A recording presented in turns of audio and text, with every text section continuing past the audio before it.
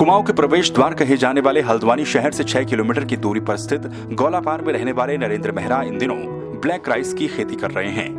ऐसा पहली बार है कि उत्तराखंड में किसानों के द्वारा ब्लैक राइस की खेती की जा रही है। ब्लैक राइस की खेती करने वाले किसान नरेंद्र मेहरा ने बताया कि यहाँ इन दिनों लोगों के द्वारा हाइब्रिड के धानों की खेती की जा रही है, तो ऐसे में उन्होंने ब्लैक राइस की खेती करने के बारे में सोचा। उन्होंने बताया कि पिछले वर्ष 150 ग्राम बीज से 1 कुंतल से अधिक धान की पैदावार हुई, जिसके चलते अब अन्य किसान भी उनसे बीज ले गए और वो भी अब ब्लैक राइस की खेती कर रहे हैं। नरेंद्र मेहरा बताते हैं कि उन्होंने अपनी 2 एकड़ जमीन में ब्लैक राइस की खेती की है।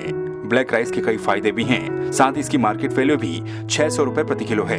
उन्होंने बताया कि ब्लैक राइस बीज चाइना से होते हुए असम, मेघालय, छत्तीसगढ़ के रास्ते उत्तराखंड आए हैं, जिसका लाभ किसानों को मिल रहा है।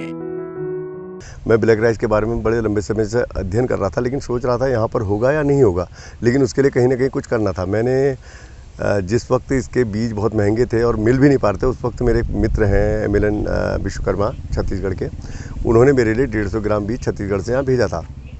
उस बीज को बोने के बाद जब मैंने पिछली बार की खेती की तो बहुत सकारात्मक रिजल्ट आए और मैंने उससे कई अनुभव लिए। मुझे लगा कि इस बीज से इस धान की पैदावार 20 कुंटल प्रति एकड़ हो सकती है, तो मैंने इसको बिल्कुल पूर्ण रूप से जैविक रूप में किया है और इस बार मैं बड़ा खुश हूँ। मेरे को लग रहा है कि 20 नहीं, इसके तो 25 कुंटल एकड़ की भी उपज हो सकती है।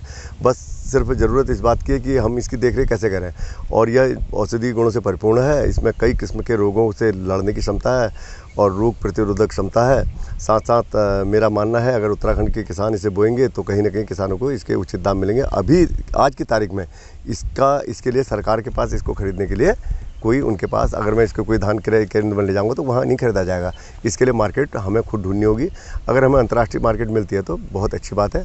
यदि सरकार चाहे तो सरकार इसे पोषण भोजन में अगर शामिल करना चाहे तो उसका भी एक फ़ायदा किसानों को मिलेगा।